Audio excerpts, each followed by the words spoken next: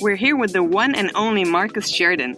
Marcus was named one of 20 speakers you don't want to miss by Forbes. He's also being called a web marketing guru by the New York Times. His book, They Ask You Answer, was rated the #1 marketing book to read in 2017 by Mashable. Today, he gives over 70 global keynotes yearly on the subject of sales, marketing, and the future of business, while also owning Impact, a leading inbound marketing agency. Real life. Superpowers.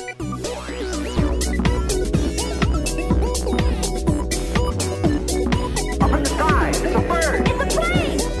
Gentlemen, we can rebuild him. We have the technology. It's alive! Real life. Superpowers. Maybe let's just start with what you're up to these days. So right now, I speak full-time around the world. It's been really amazing. And actually this year roughly marks 10 years. And this November marks exactly 10 years from the time that I started a personal blog to where I am today. So I started my swimming pool company blog in March of 2009. I started a personal blog called The Sales Line because I was having success in November of 2009. And that's what's really taken me on this path, because the first couple of years, nobody listened, I don't think, for the most part. And then all of a sudden, a couple of people said, hey, can you teach my company how to do what you did with your swimming pool company? And then it just took off from there. So I've got the agency now that's thriving. I still have the swimming pool company that's doing very well. And it's really been amazing, crazy 10 years. And, just before we sort of started recording, we were looking at a poster behind you that talks about a brief history of content marketing, which sort of reflects the fact that content marketing has been around for ages and ages. And yet it appears that people don't really understand how to utilize it well enough, and that you've sort of tapped into something starting with your pool company. So maybe tell us a little bit about that. Well, so I think a lot of people originally got annoyed with the phrase content marketing because sometimes people would say, well, that's not new. And you're right. There's actually, we've been using information to generate trust, and I would consider teaching to generate trust, especially with the written word for, gracious, thousands of years. So fundamentally, it's not new. Now, we do have to look at it in a different light now, because the internet has changed everything, right? The digital age has changed everything. And I think, really a lot of it comes back to that study by Forrester, which essentially says that roughly 70% of the buying decision is made before someone talks to a salesperson today on average. Now, in some industries, it's a little bit higher, a little bit lower. But, if you went back 20 years and you said, what was that number 20 years ago? It's probably 20 to 30%. So today we're at 70%. The question is, where are we going to be over the next 5, 10, 15, 20 years? And this is happening because of the proliferation of information online. And the fact is that people would much rather learn about it themselves before they learn about it with a salesperson. And you think this wasn't the case years ago? Well, they just didn't have that option. It used to be before that a salesperson did handle 70, 80, 90% of the actual sale, right? So I want a car. I'm going to go to the car dealership, learn about the car there, or learn about it on commercials. You didn't have a place to go. You couldn't look up in the encyclopedia all about, Ford's latest model, maybe a magazine. But for the most part, most learning happened with the interaction with the salesperson. Those days are completely gone. And what's really scary is most companies still have not adjusted to this, because it essentially means two things in terms of sales and marketing. Marketing is handling the majority of the sale at this point. That's fact. It's inarguable. Anybody that doesn't accept that is definitively going to be left behind. It doesn't mean that salespeople don't matter. It doesn't mean that there's still not a lot of things from the past that are very, very fundamental to sales and marketing success. Just means that marketing is handling the majority of the sale at this point. And if that's the case, then here's the two things that need to happen. Sales need to say, okay, I need to be involved with marketing, which is absolutely true. And marketing needs to say, well, we need to be accountable for actual numbers and return on investment. And we can't just be here to talk about, rainbows and flowers. We need to actually show revenue for the company. And if a marketing team is not showing revenue, what's eventually going to happen is their budget is going to be cut. They're not going to prove their worth. They're certainly not going to get an individual raise. This is a big problem. It's a huge problem right now. In fact, what's crazy about this, I've been writing about digital sales and marketing for 10 years. The number one email that I've got over the course of 10 years I've gotten probably over 1,000 at this point, is from marketers that are frustrated, that are getting ready to leave their position because they say, I'm so sick and tired of knowing what we need to do, but I can't get buy-in from leadership. I can't get buy-in from sales. Right. I can't get them to catch the vision. That's a major problem. Do you feel like the CEO of a publicist once told me that he feels that the difference right now is once upon a time you would give an advertisement to let the consumer know about your product, and the places were, let's say, 3 TV spots, so you had 3 options, whoever let you know.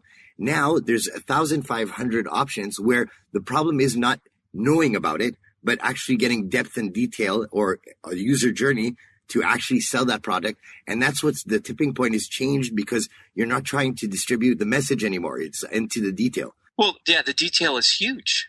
It's funny. My agency, we have vetted over 50,000 articles for clients at this point. So 50,000 textual pieces of content. And we have found the exact same thing that Google has found. And that is, people want more, not less. There's this whole myth that shorter when it comes to content is better. That's absolutely not true. Now on social, that is the play.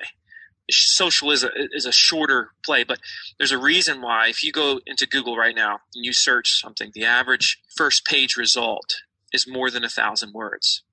So this concept of content should be short. No. It shouldn't be short. It should be in the right applications. Yeah, a quick ad's going to be short, just enough to get somebody interested, right? So something that's targeted. Or a video on Facebook is going to be short because that's a shorter form of media. But if you go to anything that has to do with search is a long game. Same with video. You go to YouTube right now, the average number 1 ranked video on YouTube is about 10 minutes long. Yet you still hear these stupid stats of people saying that all videos should be less than 90 seconds. That's outrageously false. Videos should be 90 seconds or less roughly on social media. But when it comes to people that are really getting into the weeds of the research, as you just mentioned, because they want meat and potatoes, the question is who's willing to give it to them. The problem, though, is meat and potatoes in this case is the good, the bad, and the ugly. Most companies aren't willing to address the hard questions. And this is what made my story, River Pools, what we did, and ultimately this framework, this philosophy of they ask, you answer, that's what made it take off. In the book Take Off, is because it was pushing companies to talk about things they don't ever really talk about.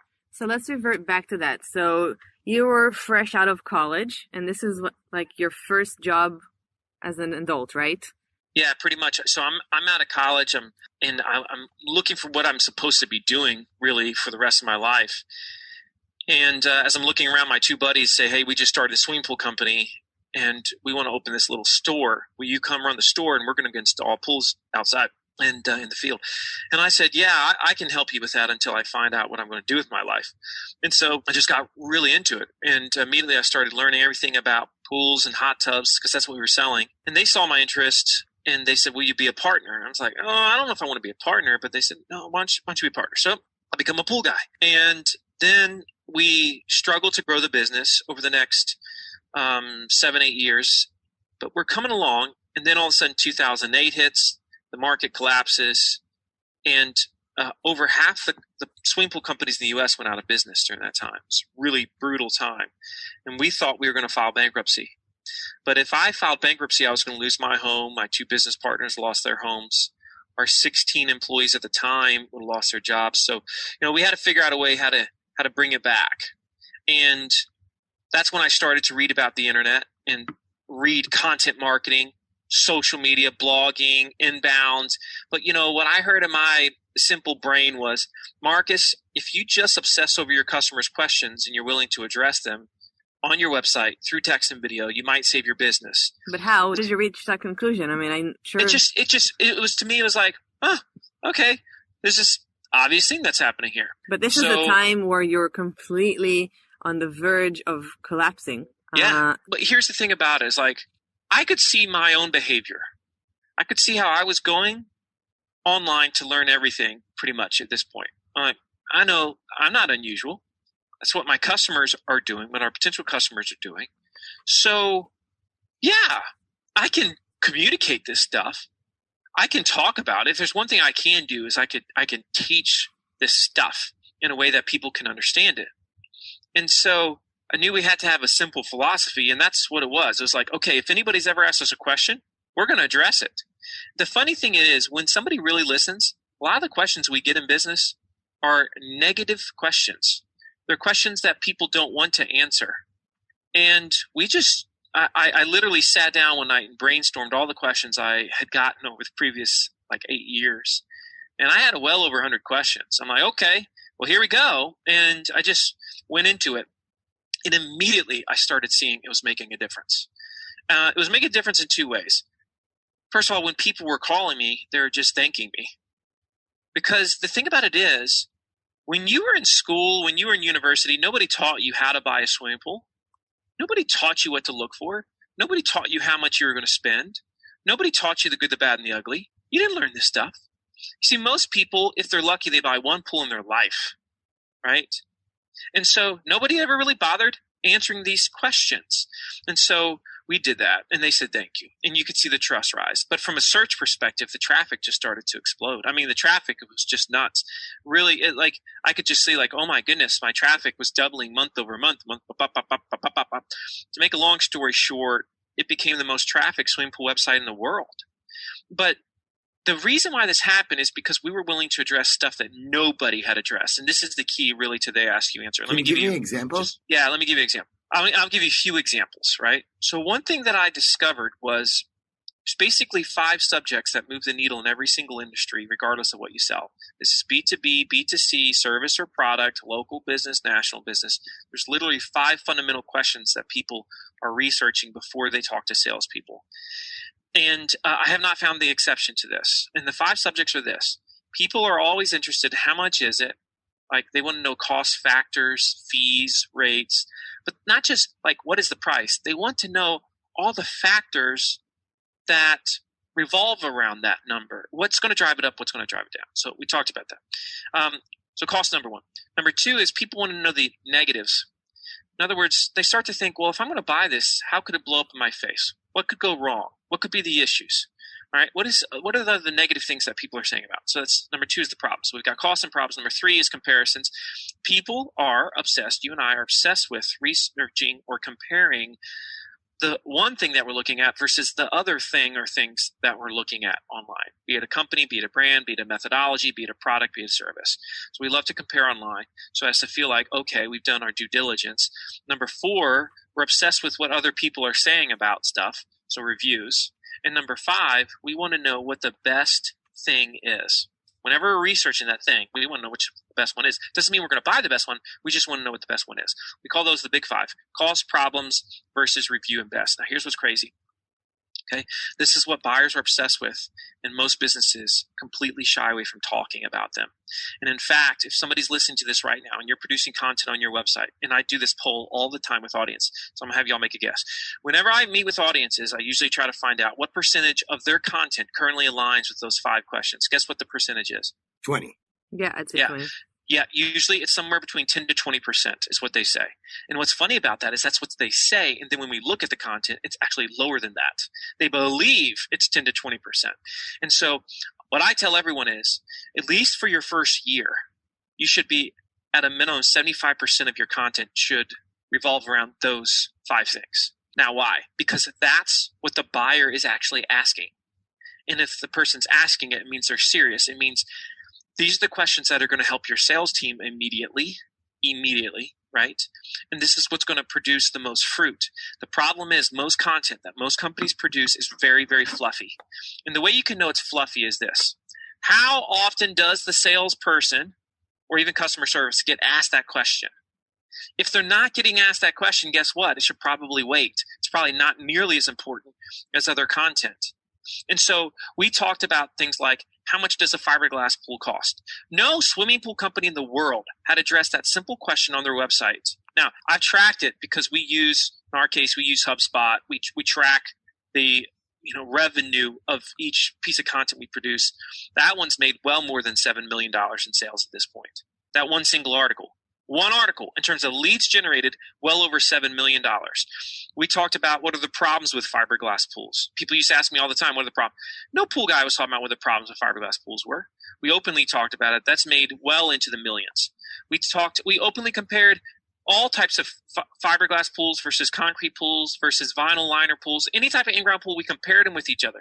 Nobody was comparing pools. Why? Because, fiberglass pool companies were saying, oh, our biggest competitor is concrete pools, so we're not even going to talk about them on our website. Let's just act like they don't exist. And then this way, nobody will want to know about concrete pools, which is stupid logic. But what about objectivity? Like, how do you place that in it?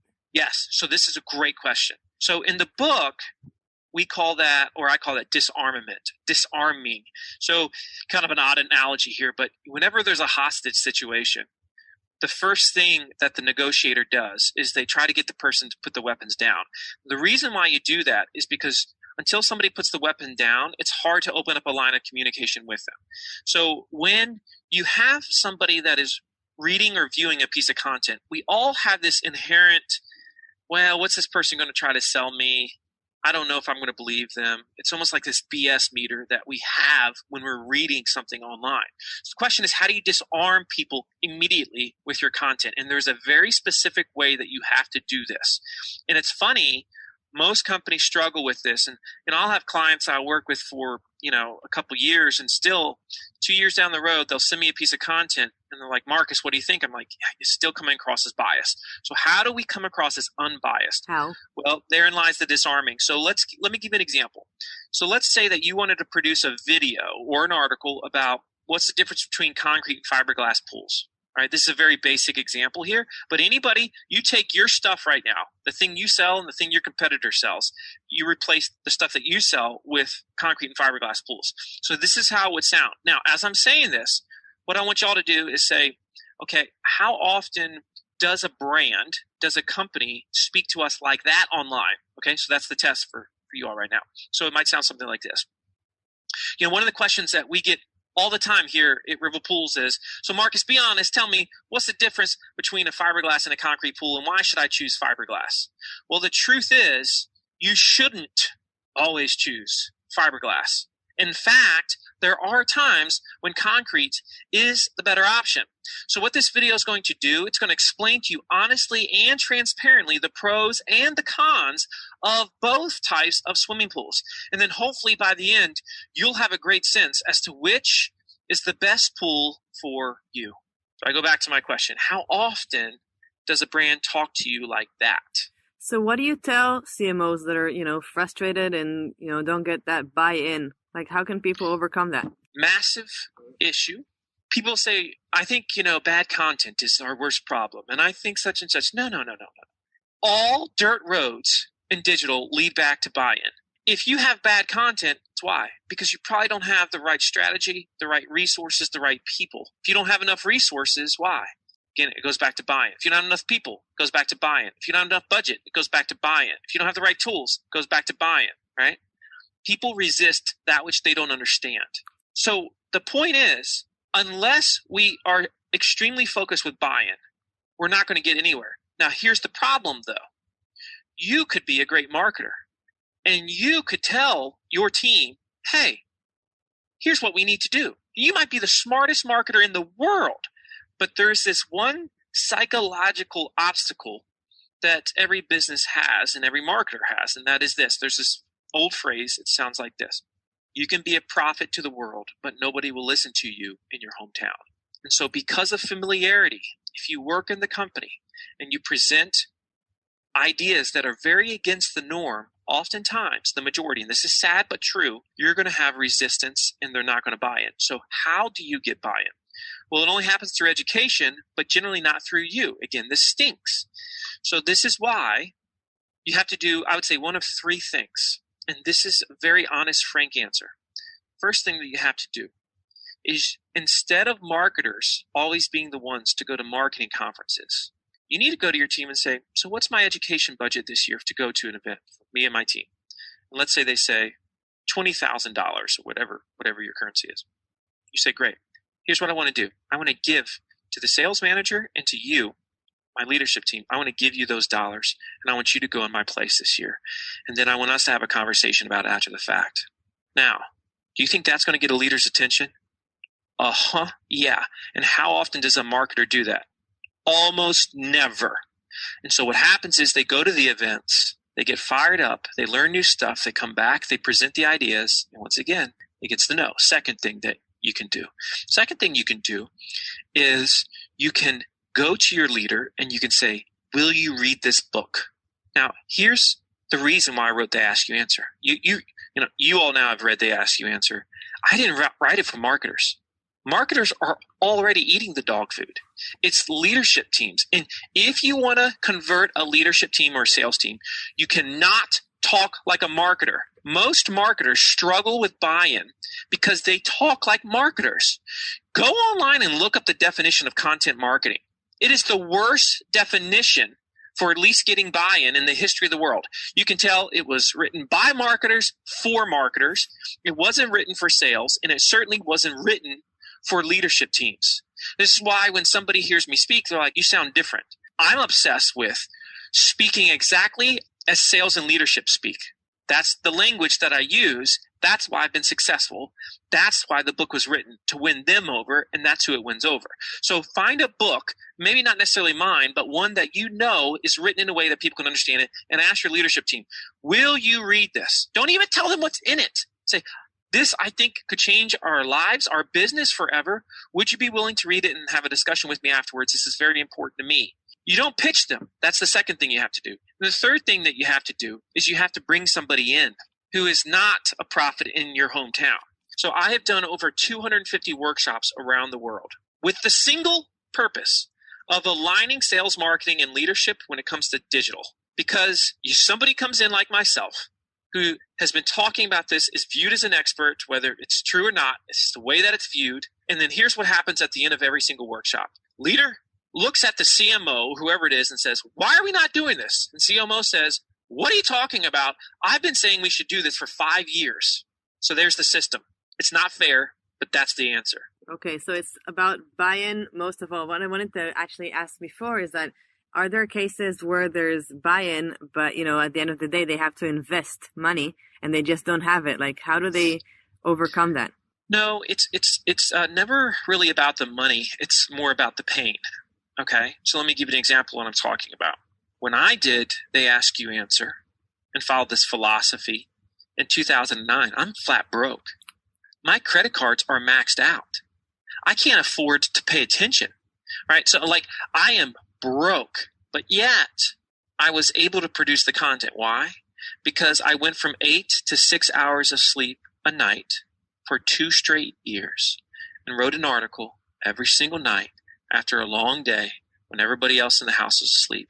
And did I feel sorry for myself? No, because that's the road that I chose. I said, I'm going to be a business owner. And so when people say to me, we don't have the money, I'm like, oh, that's funny. No, you don't have enough pain. Because if you had enough pain, you just would find the time to do this because you would value it enough. So it starts with the value of the thing. If we value it, we either A, find the time, or pay someone who has the time. And did you ever doubt that, when you were about to be flat broke or even actually broke, did you ever doubt if this is going to work? I didn't have any other options. I didn't have another plan. That's the beauty of not having a plan B. So I think a lot of people these days, a lot of entrepreneurs are like, oh, that's all right, especially when they're using funding. I'm like, I didn't have no plans. Funding was my money. It's going to be my house that was going to, be taken away from me and the kids, my wife saying, geez, what do we do next? And so that's what's beautiful about pain to me, is it forces us to do things we never would have done, right? So in 2009, I was actively talking about comparing our company with the competition, something that nobody was doing in 2009. I was doing it. Why? Because I was getting asked all the time the question. So Marcus, how does your company compare to that company? Who else would you recommend? I was addressing all these questions. That's why today, when you research my competitors online, generally, oftentimes you're going to find articles that I've written, not negative articles about them, but I rank for a ton of my competitors. For any questions about them and reviews of my competitors, I rank for that stuff because I was willing to talk about it. And that was unheard of at the time. But to me, it was just like, what do I got to lose? There's a beauty behind having nothing to lose. And that's what causes amazing change within industries. So this is how it works. Industries follow certain rules. There's certain norms. One day, what will happen is somebody will be in enough pain and frustration that they will break the rules and do something different. If they break the rules long enough, it will catch fire. It'll become the norm. And so the rule breaker now will become the rule maker, because what happens is everybody else has to follow suit. And they have to do that as well. So let me give you an example. It used to be that boating manufacturers, so they're B2B, but they're also B2C. So they're essentially a B2B2C because they have dealers that sell their boats, right? So I'm really big in the marine industry. A lot of people have read my stuff. I've spoken there, dozens and dozens of times. Nobody in the marine industry was putting pricing on their website before I started speaking there. And I said, here's what's going to happen, manufacturers. One of you all is going to do this. Let's see who's first. Because as soon as somebody does it, that's the first domino, and the rest of you are going to fall right in line because you're not going to have a choice. And now, over half of the manufacturers have a build your boat tool on their website. These are multi-million-dollar companies where you can price it out. And what people would tell me before you couldn't do, there's no way you can do that. Now that's the norm. And that's happening in industries all over the world. And again, services, products, B2B or B2C. So if you're listening to this and you're a B2B service-based business, you are not the exception to what I'm saying, because over half the clients that I have and at least half the companies that have read They Ask You Answer are B2B companies. Okay, so I actually agree with you that you call it a pain, but it's also the pain and opportunity of diving deeper than the other competitor. But how do you keep yourself in the edge right now, right? So you're in your A game now. And the problem with like entrepreneurs is, there's either I'm going to title them just because it's generic and everybody knows them. So like Steve Jobs would try to build the next challenge just to somehow handicap him to get to a point where he's delivering something more innovative, like promising more than he can deliver. Okay. That's putting yourself in a pain spot. Okay. Yeah. So Tesla does that every month. Yeah. Right? I don't think he's ever been comfortable, but like on that note, like when you get there, a lot of entrepreneurs, I know that, the dream is together, which is obvious, but then the challenge itself of doing that pain, you have what to lose. So when you have nothing to lose, I totally agree with you. When you start having something to lose, I think they didn't price it because they were doing well, right? You're exactly right. Comfortable is the enemy of change. It just always has been. It's the enemy of evolution. And so that's why I think your point is extremely valid. Companies all the time say, well, why are not more doing this, Marcus? I said, because they're fat and happy. It's the fat and happy syndrome, right? It's like for years in the swimming pool industry from 2001 to 2007, everybody in the U.S. had money for a swimming pool because you could borrow money like it was nobody's business. Right. If you could breathe, you could get a loan for a pool. And so what was happening is you had all these swimming pool companies that were making great money. I remember they were going on trips at the end of the year with their vendors and suppliers, and everybody's just going out and partying. Fat happy syndrome. Then I said to one of the manufacturers at the time, this is when things were going great, like 2005, 2006. I said, why don't we just have an event that's not about parties, just have education. That's it. Let's really prepare everybody for what's ahead so that we can always be ready for come what may. And I remember somebody said to me, Marcus, pool guys don't care about education. I thought to myself, you're an idiot. What a ding dong. And so what happened when the market collapsed, pool companies weren't ready for it. Fat and happy, hadn't prepared, hadn't put away, hadn't stored for the winter, right? I went through that depression, that recession of 2008, 2009. I'm not going to forget it. And another one's going to come around the turn. It could be next year, it could be the year after. You know what I'm saying? And I want to get 5 years ahead all the time and stay 5 years ahead. So how do you challenge that? Okay, I understand the companies, but how do you not fat and happy? Like you're successful already. New York Times, you've done a lot. Yeah. You're keynote speaking everywhere. How do you challenge yourself to get better? Well, I think the thing about it is, for me, I'm just obsessed with watching the marketplace. And let me give an example of something that what I think is the next step of what we might call content marketing, right? What everybody pretty much does right now is they consider content marketing just giving information online with articles or videos. And you kind of learn that way. And I'm looking at that like, but that doesn't really mimic the perfect sales experience that we had for 100 years. So for 100 years, what we had is the ignorant buyer, and I don't say that in a bad way, it's true. The ignorant buyer would go in and talk to a salesperson. Now the salesperson, assuming they were a good salesperson, they would ask the buyer a series of questions. Based on those questions, they would make recommendations to a point where they were able to say, okay, it sounds like this is what you need based on everything you said. And the person would say, yes. And that was the perfect sales cycle. So the question is, can we mimic that online? Is it possible to mimic the perfect sales experience where it's almost like a choose your own adventure, where somebody comes to you and on your website, let's say I was doing this for pools, all right? And I said, okay, so you're looking for a pool, answer a few questions, and you'll be able to identify exactly the pool size and shape for your needs. Sound good? Click here if you're ready to get started. Person's like, boom, yeah, I'm ready to get started. And then I'm going to ask a series of questions, right? So do you see this pool mainly for fitness or for fun or whatever that thing is? How many people in your family are going to be using the pool consistently, right? So there's a series of questions I'm going to ask. Now, as I'm asking these questions, I've built an application that allows them to continue to self-select to the point where at the end it says, okay, based on all the answers you've given, here's the right pool for you. Now, that is called self-selection. And self-selection, or choose your own adventure, as many people knew it from back in the day when we used to read those books, self-selection is the future of combining digital sales and marketing into one perfect little place. Now, a lot of people won't do this. Here's the reason why. You probably think it already.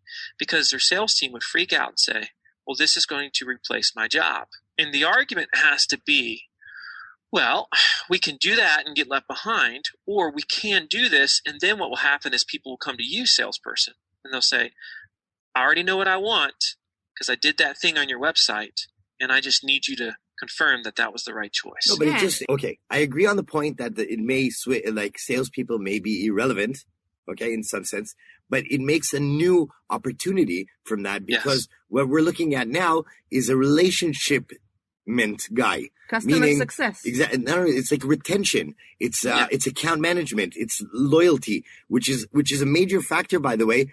Strategically more important than a salesperson, because at the end of the day, that's building the brand. So it's a bigger opportunity. They're more, again, I'm sorry for this, more talented because they're not opportunistic.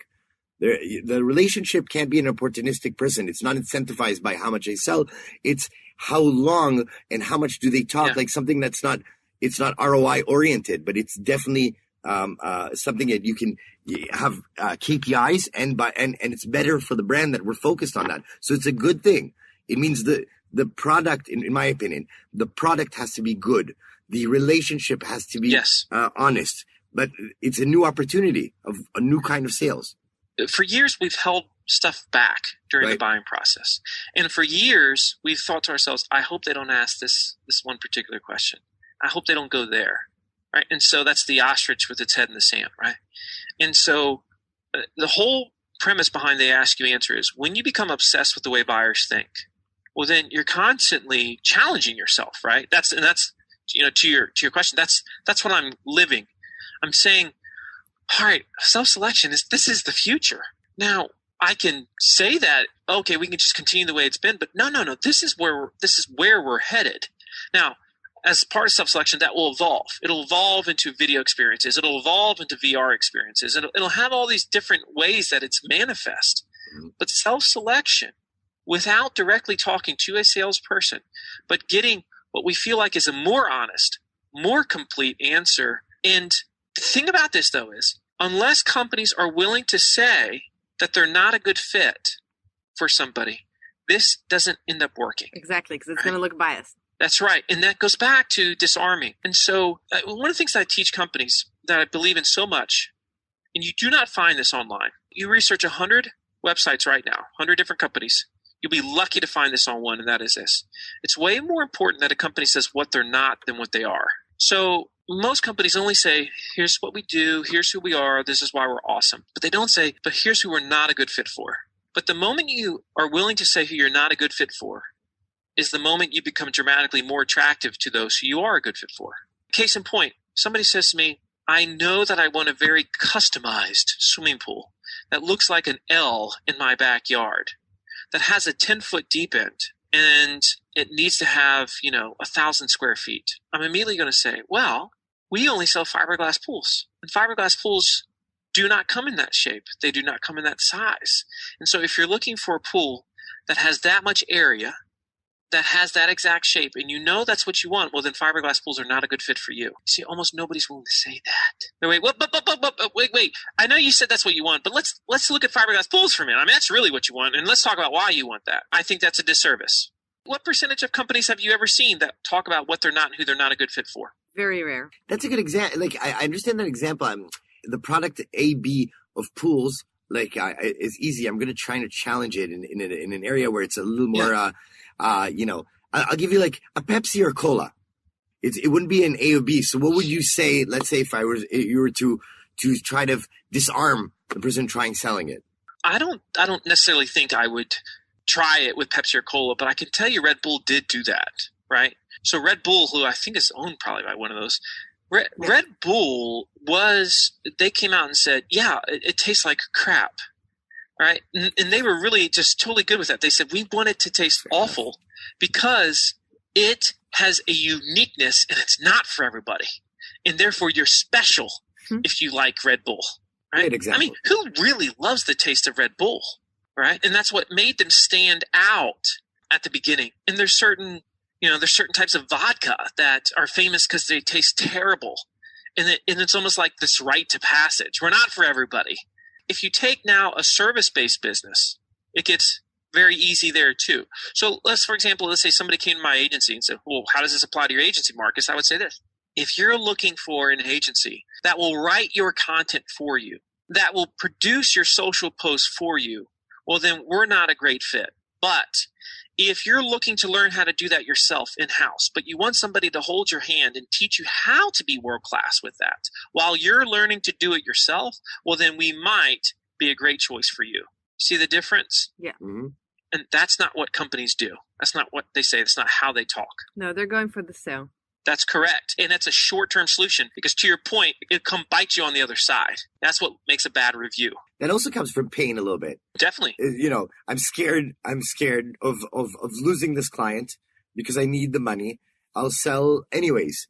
And at the end of the day, that's going to, bite you in the ass afterwards. You're right. Because you take a company, a SaaS company like HubSpot, for example. So they have two problematic metrics or KPIs that the salespeople have. So on one side, they've got their sales quota numbers. On the other side, they've got retention/churn numbers. And so they're in this constant battle of, if they have too high of churn with their customers, that's not good, right? It doesn't reflect well on their job, right? They get a knock against them. At the same time, they gotta produce the high numbers. And so how do you merge the two? And this is, I think the outrageous transparency makes you more attractive to the marketplace. Because people come to me all the time and they say, Marcus, I want to work with you, man. I want to do they ask you answer. And my immediate response is almost always, well, I'm not sure if you're ready for they ask you answer. What do you mean I'm not ready for they ask you answer? Well, it takes a special company to think like that. And I don't know if you all have the mindset yet. Well, what do you mean? Well, I think we've got a great mindset. All right, well, let's dive in together and let's see if you really do have it. Because until you're willing to walk away because of your radical transparency, you will not elevate that incredible level of attraction to your particular company or brand in most cases. And maybe you're going to have to go through some sort of period where you're losing, because that's correct. If you're selling to everybody and now you're trying to become niche, and it's a bit ironic to say niche because niche just means selling to people who actually should be sold to. Correct. You're going to lose money, but in the long term, you're actually going to make money because people are going to be coming to you because they trust you and because they want to buy from you because they know that you're a right fit. Well, it also goes back to that wonderful book, Good to Great, Jim Collins, Hedgehog Concepts. Great book. What's the one thing you do better than anybody else in the world? With my swimming pool company, the two greatest decisions that I ever made. Number one, it was right around 2006 or 7. I said, why are we doing all this other stuff? Why are we selling hot tubs and pool tables and tanning beds and all this other crap and have retail stores why don't we just install fiberglass swimming pools? And that's it. And so we got rid of everything, got rid of the retail stores, and we said, we're just going to be a fiberglass pool installer. And everything started to change there. The second thing we did is we said, all right, why don't we become the best teachers in the world with respect to fiberglass pools? That's when we did the Ask You Answer. I didn't try to do all that other stuff. I didn't do social media even. I wasn't doing any of that. I said, we're going to be the best teachers in the world through text and video. Right. That's what happened. And of course it did happen. That's how you get to the point where you get, 750,000 visitors every single month about learning about swimming for pools. a pool company. Yeah. So I'm sort of wondering, you could have been fat and happy with Riverpool. Like you got it to a place where you could have just, sort of leaned back, or maybe not leaned back, but, sort of smooth sail. And yet you've set on an adventure to sort of get this message of yours to as many people as possible. And I'm wondering what your motivation for this is. Well, I've just always been the type that was, if it's working, man, everybody needs to know about this. So instead of what would, some might call a scarce mentality of, geez, I'm going to kind of hold this in, I'm going to start talking about this. And that's why I started the personal blog in 2009, was because I was like, this stuff is working, right? And I knew it would change other lives. And the biggest reason why I started the agency was because I kept having people say, well, that worked for your pool company, but I don't think it would work for us. Finally, I'm like, screw that. Screw all this that people are saying, no, it's not going to work. And I'm like, I went out and I just chose all these little industries to work in. And I've got so many crazy case studies. Let me give you another example. It's in the book, but I've got an appliance company in Boston, Massachusetts. They sell kitchen appliances. They embraced the Ask You Answer, and they became the most trafficked kitchen appliance company in the world, more so than all the big brands like GE and Bosch and Miele and all them. They get about 1 million visitors to their website a month right now. Now, they write stuff that nobody would ever write. Let me give you an example. Used to be, again, they Ask You Answer, they would be asked all the time, so what appliances do you fix the least? Right? Classic question. And so what the owner there, Steve Scheinkopf, decided to do, he wrote an article called The Least Repaired Appliances for 2000 and whatever, 18, 19, he does it every year. And what he does is he tracks the total unit sales for every brand that he sells, the total service calls that he runs on those brands, and therefore you learn the percentage of the least serviced and the most serviced brands that he sells. And he creates this huge chart for you to read on his website. That's crazy, right? Now, that article right now, that one single article on his site, it gets read 50,000 times a month. A month. And let me tell you what. What are the brands 99% of companies would never produce that. And why? Because they would say, I don't want my vendors to get upset. Yeah, what you're asking now. Right? And what does Steve say? Okay. Steve said, who keeps my lights on? The customer. And that's the beauty behind the Ask You Answer. They is the buyer. That's the compass. It is not the vendor.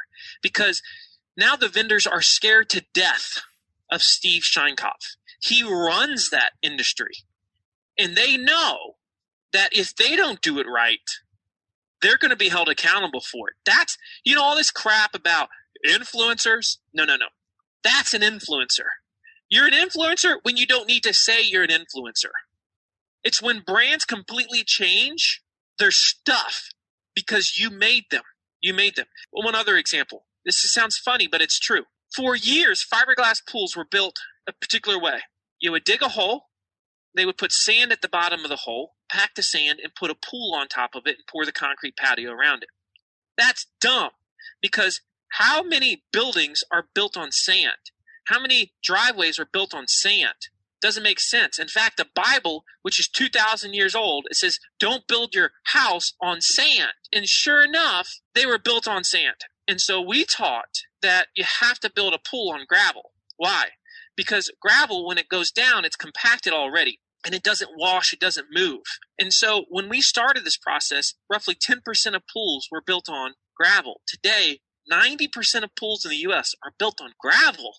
That's how you become an influencer. Because what happened is homeowners now were doing the research, and they were telling the pool builders, hey, I read on that one blog, on that one site, that it has to be gravel, and you're telling me sand. I was getting calls all the time from dealers around the country saying, Marcus, you're killing me here. they're making me install this with gravel. I'm like, that's not my problem. That's your problem because you're putting a stinking pool on sand.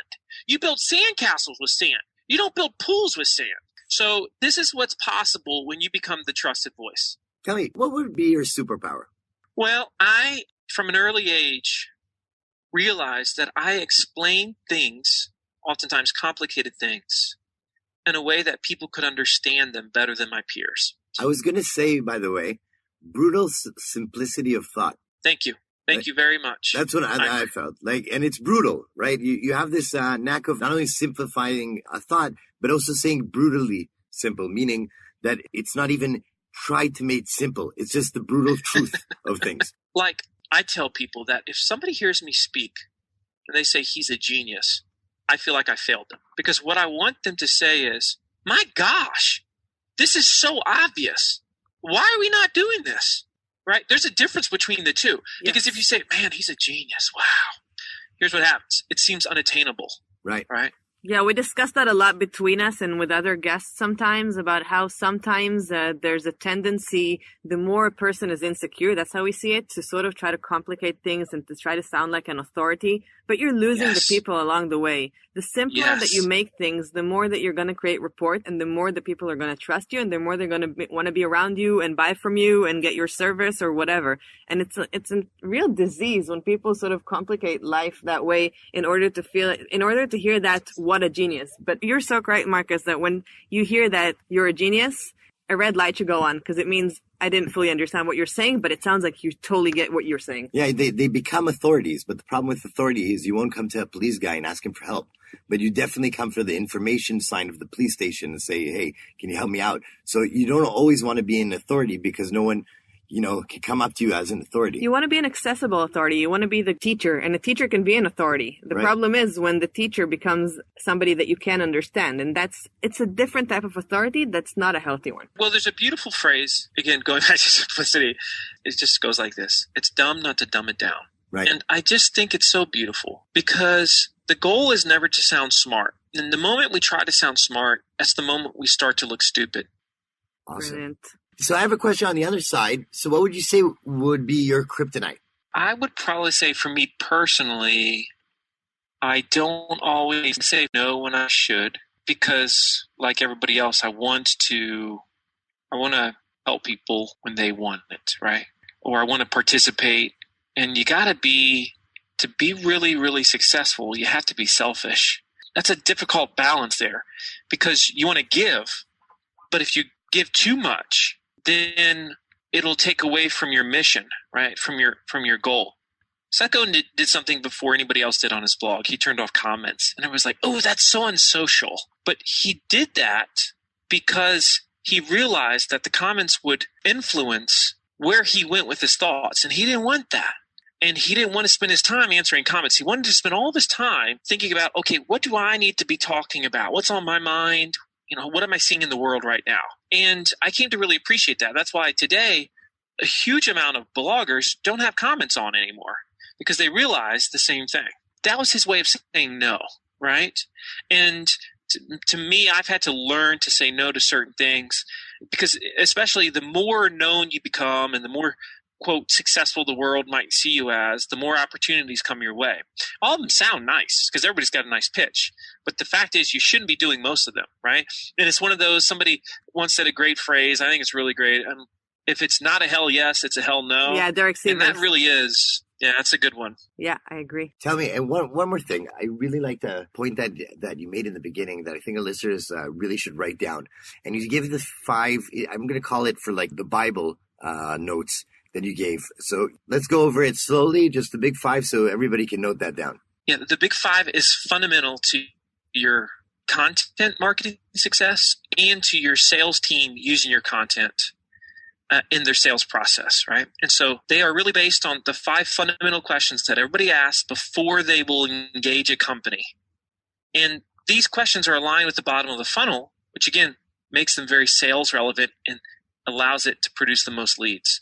The 5 are cost questions, anything about cost, price, rates, etc. Okay, that's number 1. Number 2, problems or negatives. So usually those questions start with, is it true that? Someone told me that. So what happens if? Those are the negatives. Number 3 would be comparison or versus-based questions. What are they comparing your product or service with? Now, this could also be, though, 2 things that you offer that people are saying, well, if you or me, which would you choose? So for me as a pool guy, it would be somebody saying, Marcus, I can't decide between a rectangle and a kidney-shaped pool. Which would you choose and why? All right, that's a perfect example. Or Marcus, I'm looking at regular concrete for my patio or pavers. Which would you choose? Why? These are things that we need to ask. Number 4 is reviews. People are obsessed with reviews. You should be reviewing your own products, not just the marketplace. You should create the best reviews for your own products, the most thorough, intensive reviews of your products or your services. And honest. And number 5, best is number 5. They're constantly searching what is the best. So for you to come up with best base piece of content where you're openly talking about the competition, talking about the marketplace, and helping the buyer understand what that looks like, that's the best. And if you do the big 5 for each one of the products or services you sell, you'll find that, oh, geez, there's lots of versus questions. There's lots of cost questions. So this alone is a year's worth of content. Regardless of what you sell, I promise you, you'll have at least 100 pieces of content at a minimum of those big 5 for whatever products or services you sell. Brilliant. And I really, really strongly recommend for our listeners to read the book. Maybe should they wait for the new edition? When is that coming out? Yeah, the new edition is out. It's on Amazon right now, BarnesandNoble.com, all of it. The new audio is coming out in about 2 months, but the new book is out right now. Brilliant. So, we'll add the show in the show notes. We'll add a link. And if anybody has a question, they can email me, Marcus@MarcusSheridan.com. Like any listeners, if you're listening to this and you're like, hey, I don't know about what you said about here, just email me, Marcus@MarcusSheridan.com. I love personal interaction, and we can have a conversation about it. And he said that's his kryptonite, so he is going to answer. Yeah, I'm definitely going to utilize that now that I know that weakness. I'm gonna drive you nuts now. Daily That's it. email. You're done. No. I'm sorry, this email is not working anymore.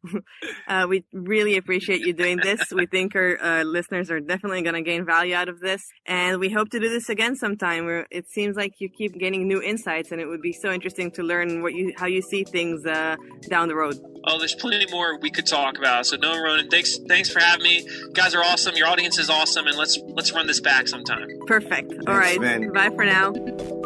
Real life. Superpowers.